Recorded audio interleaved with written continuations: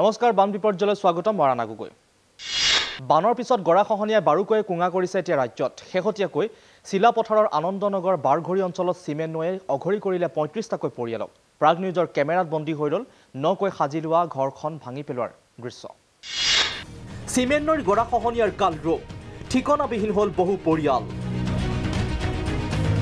শেষ হোৱা নাই বৰ্ণাঢ্যৰ দুৰ্দশা শেহতীয়াকৈ চিলাপথাৰৰ আনন্দনগৰ বাৰঘৰি অঞ্চলত চিমেণ্ট নৈৰ গৰাখহনীয়াই আতংকৰ সৃষ্টি কৰিছে প্ৰাগ নিউজৰ কেমেৰাত বন্দী সেই দৃশ্য নিতৌ বিঘাই বিঘাই মাটি নৈত জাহ গৈছে এফালৰ পৰা নকৈ সাজি লোৱা ঘৰখনো এতিয়া নদীৰ বুকুত জাহ যোৱাৰ উপক্ৰম মথাউৰিয়ে শেষ আশ্ৰয় হৈ পৰিছে প্ৰতিটো পৰিয়ালৰ বাবে খৰালিতো একোৱেই নাই বুলি ক'ব লাগে কিন্তু বাৰিষা আহিলে প্ৰবল পানীৰে মাটি বেটি গড় খেতি পথাৰ সব উঠাই লৈ যায়গৈ ঘৰ বাৰী হেৰুৱাই দিক বিদিক হেৰুৱাইছে খহনীয়াগ্ৰস্ত লোকসকলে চিমেণ্ট নৈৰ খহনীয়াৰ স্থায়ী প্ৰতিৰোধৰ বাবে জলসম্পদ বিভাগটোৱে বিগত বছৰে এখনো আঁচনি ৰূপায়ণ কৰিব নোৱাৰিলে যাৰ বাবে এতিয়া নিজৰ ঠাইতেই ভগনীয়া হৈ পৰিছে ৰাইজ তামোল গছ গছনি সব আমাৰ ফল ফচলটো আছে খেতি পথাৰ আছে এতিয়া কি হ'ল মানে সেইফালৰ পৰা সিপাৰত কি হ'ল মানে সিহঁতবিলাকে ভালকে ফাৰ্কু বাইন একদম সেই ওপৰৰ পৰা ইয়ালৈকে মানে সেই চাপ মানে ফাৰ্কু বাইন লগাই দিলে সেই দুৰ্যোগৰ সময়ত চৰকাৰ প্ৰশাসনৰ এই নিষ্ক্ৰিয় ভূমিকাত ক্ষোভিত হৈ পৰিছে খহনীয়াত বিধ্বস্ত লোকসকল এইটো অঞ্চলত আমাৰ শিৱনু গাঁও পঞ্চায়তৰ অন্তৰ্গত আনন্দনগৰ 10গৰি 12গৰি 2 নং হাছাং বস্তি 7গৰি এই আমাৰ চিমেণ্ট নৈখনে আমাৰ এই অঞ্চলৰ অনিষ্ট কৰি আছে চিলাপথাৰৰ পৰা দেৱকান্ত দেউৰী প্ৰাগ ডিজিটেল মৰিগাঁও ভুৰাগাঁৱৰ এখন গাঁৱৰ দুৰ্দশা 3 মাহ ধৰি বানৰ কবলত পৰি আছে গাঁওখন আৰু গাঁওখনত বুমেৰাং হৈছে এতিয়া কৰোনাৰ যি সজাগতা সেই সজাগতা মৰিগাঁও জিলাৰ ভুৰাগাঁৱৰ ৰাজচক্ৰৰ অন্তৰ্গত এই গাঁওখনৰ নাম হৈছে বৰডুবা টোপ আৰু 1500টা পৰিয়ালে বাস কৰে এই গাঁওখনত বৰ্তমান জহি খহি গৈছে গাঁওখনৰ ঘৰ দুৱাৰসমূহ কাৰণ বানৰ কবলত 3 মাহে ধৰি আছে 3 মাহ ধৰি বহু পৰিয়াল এতিয়া ঘৰৰ ভিতৰতে চাং বনাই আছে নতুবা তেওঁলোকে ৰাস্তাত বা মথাউৰিত আশ্ৰয় লৈ আছে আমি দৃশ্য আপোনালোকক দেখুৱাইছোঁ চাৰিওফালে কেৱল পানী দীঘলাতি 4 কিলোমিটাৰ দৈৰ্ঘ্যৰ এটা মথাউৰি নিৰ্মাণ নকৰাৰ বাবে এতিয়া গাঁওখনৰ এনে দুৰৱস্থা আৰু যাৰ বাবে এতিয়া দুৰ্ভোগ ভুগিবলগীয়া হৈছে গাঁওবাসী বানৰ কবলৰ পৰা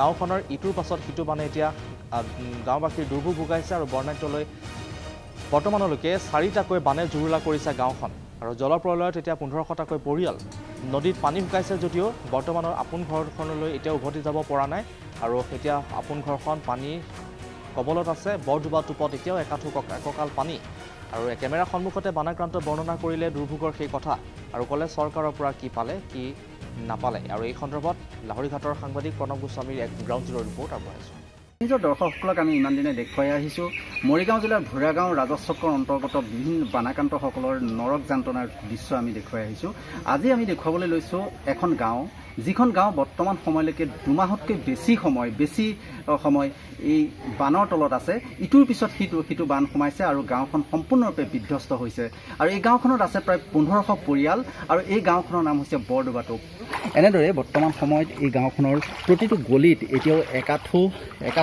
এককাল পানী আছে ইয়াৰ প্ৰতিটো ৰাস্তাই বৰ্তমান সময়তো ডুবি আছে এতিয়ালৈকে এই অঞ্চলটোত 4টা 5টা বান সোমাল আৰু বান সোমোৱাৰ পিছত ইয়াৰ যিটো ঘৰৰ অৱস্থা মানুহবিলাকৰ যিটো অৱস্থা বৰ্তমান সময়ত একেবাৰে না জল না থল অৱস্থাৰ সৃষ্টি হৈছে ইয়াৰ যিবিলাক দৃশ্য এই দৃশ্যবিলাক দেখিলেই নিশ্চয় প্ৰাগ নিজৰ দৰ্শকসকলে অনুভৱ কৰিব পাৰিছে যে অঞ্চলটোত কেনে এক অৱস্থাৰ সৃষ্টি হৈছে মই কিছু আগলৈ গৈ ভিডিঅ' জাৰ্নেলিষ্টক ইয়াৰ যিটো পৰিৱেশ সেই পৰিৱেশটো দেখুৱাবৰ কাৰণে অনুৰোধ জনাইছোঁ এনেকৈ বৰ্তমান সময়তো এই ঘৰবিলাকলৈ বৰ্তমান সময়তো মানুহবিলাক ঘূৰি আহিব পৰা নাইকিয়া আৰু যিসকল লোক এই লোকসকল বৰ্তমান সময়ত এই বন্যাত্মসকল বৰ্তমান সময় এই 2 মাহ ধৰি তেওঁলোক ৰাস্তাত থাকিবলগীয়া হৈছে ইয়াৰ এই যি বৰডুবা টোপৰ যিটো নামঘৰ এই আমি নামঘৰৰ দৃশ্য দেখিছোঁ নামঘৰৰ পৰা পানী কিছু পৰিমাণে নামি গৈছে যদিও ইয়াতো যথেষ্ট পানী হৈছিলে আৰু এই ঘৰবিলাকত যিটো ছালৰ ওপৰে পানী বৈছিলে এই 4টা পানীত টচ হৈ গৈছে এই অঞ্চলটো কিন্তু এই বানপানী হোৱাৰ মূলতে এনেকৈ 4টাকৈ বানপানী হৈ 2 মাহ ধৰি এই গাঁওখন কিয় থাকিবলগীয়া হ'ল এই সন্দৰ্ভত আমি এই বানাক্ৰান্তসকলৰ পৰা জানিবলৈ বিচাৰিম কিমান দিন ধৰি আপোনালোকৰ এই বানপানী হৈ আছে আজি বানপানী হোৱা 3 মাহ হ'ল 3 মাহত আমি ঘৰলৈ আহিব পৰা নাই আৰু ঘৰৰ গোটেই বাকচ পানীত পৰি ঘৰ দুৱাৰ অৱস্থা নাই বেৰা ঘৰ ভাঙি একো নাইকিয়া হৈ গৈছে কানি কাপোৰ কিমান আলেনি হৈছে মোৰ মতাজন প্ৰেছাৰ ষ্ট্ৰ'ক হৈ আজি 7 বছৰ হ'ল বেমাৰী এদিনাখন এই ৰাস্তাত লৈ থাকোঁতে মানুহজন খালত পৰিছে, খালৰ পৰা ল'ৰাটো আটা পাৰি দিছোঁ, দিয়াত ল'ৰাটো বিচনাৰ পৰা উঠি আহি মানুহজনক উঠাই লৈছে। পানীৰ সোঁত বৈছে ৰাস্তাটো, তাতো থাকিব পৰা নাই। তাৰপিছত আমি পঞ্চায়তত আছোঁ, আহি পঞ্চায়তত গ'লেও ইমান পানী, আহিলেও ইমান পানী, কেনেকুৱা জ্বালা যন্ত্ৰণত আমি ইয়াত জীয়াই আছোঁ। গভৰ্ণমেণ্টৰ পৰা আমাক 2 দিনহে ৰিলিফ দিছে। আৰু গহপুৰৰ বৰতামুলী গাঁও পঞ্চায়তৰ পাকেনৰ END মথাউৰিলৈ এতিয়া ব্ৰহ্মপুত্ৰৰ বাঢ়নী পানীয়ে কঢ়িয়াই আনিছে তীব্ৰ ভাবুকি, যাক লৈ এতিয়া শংকিত হৈ পৰিছে নৈপৰীয়া ৰাইজ। জলসম্পদ বিভাগৰ মথাউৰি সুৰক্ষাৰ নামত এতিয়া লৰা ধেমালি। আমি দৃশ্য আপোনালোকক দেখুৱাইছোঁ। কেইটামান চিমেণ্টৰ ফটা বস্তা পাৰুকোপাইনৰ নামত কেইডালমান বাঁহৰ জেং দিয়ে দায়িত্ব সামৰিছে জলসম্পদ বিভাগটোৱে। ফটা বস্তা বাঁহৰ জেঙক লৈ এতিয়া ৰাইজৰ মাজত তীব্ৰ প্ৰতিক্ৰিয়া। গাঁওবাসীয়ে কি ক'লে প্ৰাগ নিউজৰ সন্মুখত চাওঁ। এইটো বস্তাটো চিমেণ্টৰ বস্তা হয়। চিমেণ্টৰ মানে ভাল হৈছে নে বেয়া দিছে? এই ক'ত ভাল হ'ব আৰু, এইবিলাক চব বেয়াই বস্তা। এইটো বস্তাৰ পৰা কেনেকৈ চলিব মানুহে? সেইটোৰ কাৰণে আমি কৈছোঁ এইটো বস্তাৰ লগত ইয়াত মানে কাম কৰিবলৈ আহিবলৈ মানা কৰি দিছোঁ। মাথাউৰিটো প্ৰতি বছৰে খহায়, এই বছৰ খহাইছে। এতিয়া সেই বাঁহেৰে তেওঁলোকে পাৰুকোপাইন দিব বিচাৰিছে END বিভাগে। আকৌ বাঁহৰ জেং গোটাইছে, বাঁহৰ জেং গোটাই পেলাই আৰু বানপানী ৰক্ষা কৰিব পাৰিব নেকি? গতিকে ৰাইজে ইয়াত প্ৰতিবাদ কৰিছে আৰু আহ্বান জনাইছে যাতে এই বান্ধটো স্থায়ীভাৱে কৰিব লাগে। হয় শিলৰ স্পাৰ দিয়ক, নহয় জিঅ' বেগ দিয়ক, এটা স্থায়ী সমাধান কৰিব লাগে। আৰু মাজুলীত ব্ৰহ্মপুত্ৰৰ ভয়ংকৰ গৰাখহনীয়া, বিঘাই বিঘাই এতিয়া জাহ গৈছে কৃষি পথাৰ। আতংকত দিন পাৰ কৰিবলগীয়া হৈছে 10খনকৈ গাঁও ৰাইজে। বানৰ পাছত মাজুলীত এতিয়া ভয়ংকৰ গৰাখহনীয়াৰ সৃষ্টি হৈছে। দৈনিক এতিয়া বিঘাই বিঘাই নদীৰ বুকুত জাহ গৈছে খেতি পথাৰ। দক্ষিণ মাজুলীৰ কাছিকটাত ব্ৰহ্মপুত্ৰত নদীয়ে গৰাখহনীয়া তীব্ৰ ৰূপ ধাৰণ কৰিছে আৰু এনে গৰাখহনীয়াই এতিয়া কাছিকটাৰ 10খনকৈ গাঁৱলৈ এতিয়া তীব্ৰ ভাবুকিৰ সৃষ্টি কৰি আনিছে। বৰুৱা চুক, গোপাল চুক, কাঠ চাপৰি, ঔগুৰি লহৰ আদি গাঁওবাসীয়ে এতিয়া আতংকত দিন কটাবলগীয়া হৈছে। মাজুলী জিলা প্ৰশাসনক গৰাখহনীয়া আতংকিত কৰাৰ বিষয়ে জনোৱাৰ পাছতো কোনো ধৰণৰ পদক্ষেপ লোৱা নাই বুলি অভিযোগ উত্থাপন কৰিছে। আৰু প্ৰাগ নিউজৰ কেমেৰা আমাৰ সাংবাদিক সেই স্থানত গৈ উপস্থিত হৈছিল। বানাক্ৰান্তৰ কাষত উপস্থিত হৈছিলগৈ হিতেশ কুমাৰ দলে। নামনি মাজুলীৰ পৰা আমাৰ হিতেশ কুমাৰ দলে গ্ৰাউণ্ড জিৰ' ৰিপৰ্ট আগবঢ়াইছোঁ। বানপানী হ্ৰাস পোৱাৰ পিছতে মাজুলীত তীব্ৰৰূপে গৰাখহনীয়া সৃষ্টি হৈছে। ফলত দৈনিক বিঘাই বিঘাই নদীৰ বুকুত জাহ গৈছে কৃষিভূমি। মই এতিয়া উপস্থিত আছোঁ মাজুলীৰ কাছিকটা অঞ্চলত, আৰু এই কাছিকটা অঞ্চলতে প্ৰায় 10খনতকৈ অধিক গাঁৱলৈ তীব্ৰ ভাবুকিৰ সৃষ্টি কৰিছে। এই গৰাখহনীয়াই তেওঁলোকক আতংকিত কৰি তুলিছে, কাৰণ তেওঁলোকৰ যি বানপানী আছিলে সেই বানপানীত তেওঁলোকৰ সকলো ঘৰ দুৱাৰ খেতিপথাৰ নষ্ট হোৱাৰ উপৰিও আচলতে এতিয়া তেওঁলোকক আতংকিত কৰি তুলিছিল। ব্ৰহ্মপুত্ৰ নদীয়ে দৈনিক বিঘাই বিঘাই ইয়াত খেতি মাটি নদীৰ বুকুত জাহ গৈছে। ফলত হাহাকাৰ পৰিৱেশে বিৰাজ কৰিছে আৰু প্ৰায় কাছিকটা অঞ্চলৰ 10খনতকৈ অধিক গাঁও এতিয়া নিন্দা কৰিছে বুলি ক'ব লাগিব। মই সামগ্ৰিক পৰিৱেশ দেখুৱাম প্ৰাগ নিউজৰ দৰ্শকসকলক কেনেধৰণে ব্ৰহ্মপুত্ৰ নদীয়ে কেনেধৰণে তীব্ৰ ৰূপ গৰাখহনীয়াৰ সৃষ্টি কৰিছে। আচলতে দৈনিক বিঘাই বিঘাই এনেধৰণে নদীৰ বুকুত জাহ গৈছে খেতি পথাৰ ভূমি। ফলত ইয়াত হাহাকাৰ পৰিৱেশে বিৰাজ কৰিছে। এইসকল গঞা এতিয়া আতংকিত হৈ জীৱন পাৰ কৰিব লগা হৈছে। মই সামগ্ৰিক পৰিৱেশ দেখুৱাইছোঁ প্ৰাগ নিউজৰ দৰ্শকসকলক। ব্ৰহ্মপুত্ৰ বান আচলতে বলিয়া বান যোৱা হ্ৰাস পোৱাৰ পিছতে এতিয়া তেওঁলোকক যি মাটি ভেটিক লৈ তেওঁলোক শংকিত হৈ পৰিছে, কাৰণ ব্ৰহ্মপুত্ৰ নদীয়ে জলপৃষ্ঠ হ্ৰাস পোৱাৰ পিছতে অব্যাহত ৰাখিছে গৰাখহনীয়া। ফলত তেওঁলোকে মূৰে কপালে হাত দিব লগা হৈছে কাছিকটা গাঁও অঞ্চলটোৰ ৰাইজ। মই সামগ্ৰিক পৰিৱেশ দেখুৱাম আৰু লগতে ইয়াৰ স্থানীয় লোকৰ পৰা জানিব বিচাৰিম কেনেধৰণে আচলতে এই অঞ্চলটো তীব্ৰ গৰাখহনীয়াৰ সৃষ্টি কৰিছে। মই আপোনাৰ ওচৰলৈ আহিছোঁ। এই অঞ্চলটো বিগত আচলতে বছৰ ধৰি ইয়াত খহনীয়াৰ সৃষ্টি হৈছে, কিন্তু ইয়াত কোনো মাজুলী জিলা প্ৰশাসনে হওক বা ইয়াত কোনো আচলতে জনপ্ৰতিনিধি বা মুখ্যমন্ত্ৰী সমষ্টি ইয়াত পদক্ষেপ গ্ৰহণ কৰা নাই। আপুনি কি ক'ব আৰু কিমান খহনীয়াৰ সৃষ্টি হৈছে? আজি প্ৰায় ৩-৪ বছৰ ধৰি ভৌ চাপৰি, কাছিকটা, ভৰুৱা চুক, কাঠ চাপৰি, নতুন গোপাল চুক, লহৰ গাঁও বুলি ইত্যাদি পূৰা গৰাখহনীয়াত আমি খুব কব্জ পাই আছোঁ। এই ক্ষেত্ৰত আজি পৰ্যন্তলৈকে আমাক চৰকাৰে একো পদ্ধতি যিকোনো পদক্ষেপ ব্যৱস্থা কৰা নাই। আজি আমাৰ মিচিং অট'নমাছ কাউন্সিল ৩২ নং ৰাধাকৃষ্ণ সমষ্টিৰ আমাৰ উমাপাতৰি ছাৰে হোৱাৰ কাৰণে আজি আমি এই ৰাইজক পৰিদৰ্শন আৰু ব্যৱস্থা কৰিবলৈ এখেতৰ লগত আমাৰ প্ৰাগ নিউজ হোৱাৰ কাৰণে আমি কিছুমান ক্ষেত্ৰত কথা ক'বলৈ বাধ্য হৈছোঁ।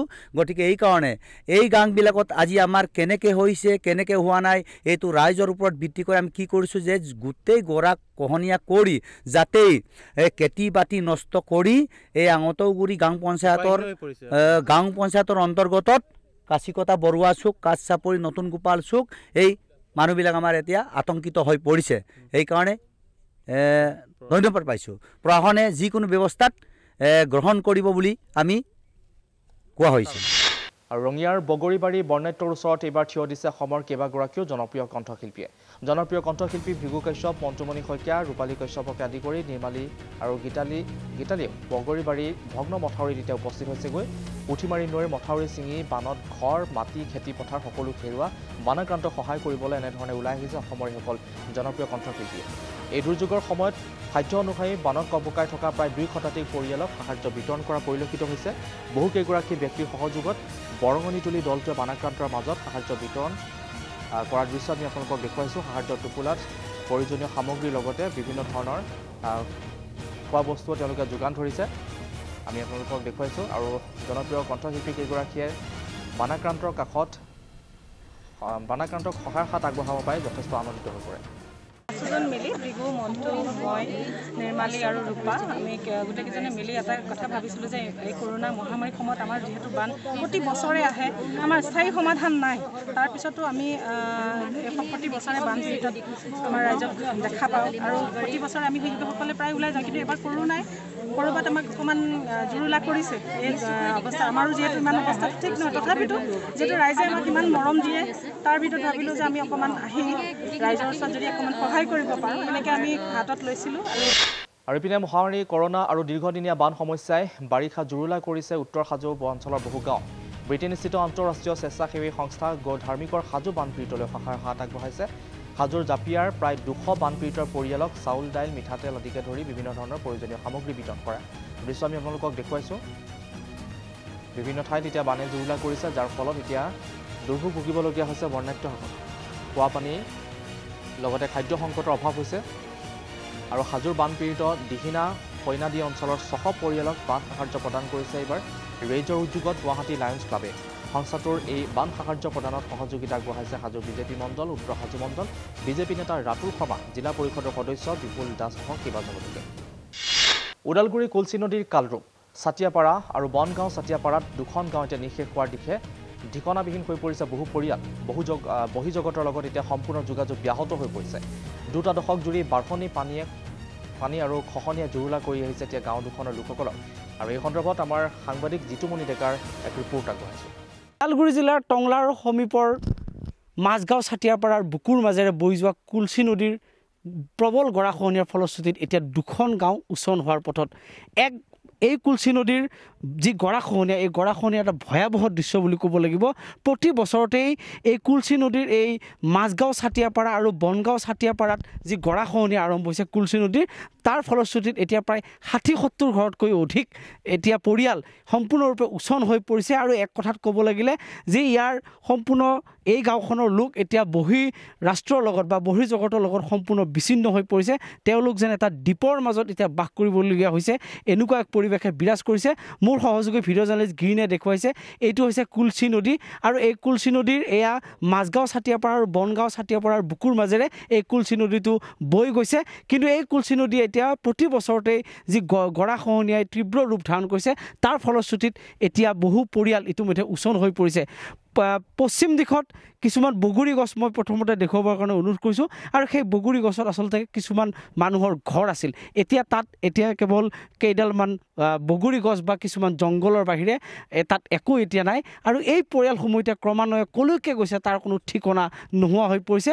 আৰু এটা মই দৃশ্য পূব প্ৰান্তত মই দেখুৱাবৰ কাৰণে অনুৰোধ কৰিছোঁ। যিটো ঠাইত আমি উপস্থিত আছোঁ সেইটো এটা পথ আছিলে, সেই পথটো এতিয়া সম্পূৰ্ণৰূপে ছিগি গৈছে। ইয়াৰ মানুহ অহা যোৱা কৰিবৰ কাৰণে সম্পূৰ্ণৰূপে এতিয়া ব্যাহত হৈ পৰিছে সম্পূৰ্ণ যোগাযোগ ব্যৱস্থা। আৰু এইকেইটা পৰিয়াল যি ইয়াত আছে, এই পৰিয়ালসমূহ কোন সময়ত এতিয়া উচন হৈ পৰে তাৰ কোনো ঠিকনা নোহোৱা হৈ পৰিছে। যি সময়ত আচলতে এই গৰাখহনীয়া ৰোধ কৰিবৰ কাৰণে জলসম্পদ বিভাগে বিভিন্ন ধৰণৰ আঁচনিৰ কথা ঘোষণা কৰিছে, সেই আঁচনি কিন্তু আজিকো পৰ্যন্ত এই গাঁওখনত ঢুকি নাপালে। দাদা কি ক'ব, কিমান বছৰৰ পৰা এনেকৈ আপোনালোকৰ ইয়াত গৰাখহনীয়া আৰম্ভ হৈছে? জয়তে মই কৰোণা ভাইৰাছৰ মানে এনেকুৱা দুৰ্যোগৰ মাজতো যে আপোনালোক আহিব পাৰিছে, ইয়াতে ধন্যবাদ জ্ঞাপন কৰিছোঁ মই। আৰু আমাৰ এইটো ধৰ শ্বহীদ প্ৰবীণ ডেকা ৰোড বুলি আমাৰ এইটো মানে নামাকৰণ হৈছিল আজি 10 বছৰ আগৰ পৰাই। তথাপি ইয়াৰ এই ৰাস্তাটোৰ আমাৰ এই নদীটোৰ কোনো মানে সুব্যৱস্থা মানে এতিয়াও চৰকাৰে হাতত লোৱা নাই। এই পূব প্ৰান্তত যিবিলাক পৰিয়াল আছিলে কিমান পৰিয়াল ইতিমধ্যে ওচৰত? এইটো মোটামুটি পশ্চিম যিটো নেকি মাজগাঁৱৰ আমাৰ গোটেইকেইটাইতো আমাৰ আকৌ বেজৰাজীৰ্ণ অৱস্থা এতিয়া গৰাখহনীয়া এইবিলাক ধৰ এইটো কিবা এটা চৰকাৰৰ ফালৰ পৰা কিবা এটা অনুদান দিছিল এটা ধৰ প্ৰটেকশ্যন এটা দিছিল সেই প্ৰটেকশ্যনতো কোনোটো সফল নহ'ল আগতেও এটা দিছিল যে এইটো মানে দুটা কেনেল কাটি পেলাই এইটো মানে ষ্টেট কৰি পেলাই আমাৰ নদীটো এই যিটো নেকি আমাৰ টাৰ্ণিং সেইটো মানে ষ্টেট কৰাৰ এটা সিদ্ধান্ত লৈছিল আৰু ইয়াৰ সৈতে বান বিপৰ্যয়ৰ পৰা মৰাণা গগৈ বিদায় লৈছোঁ নমস্কাৰ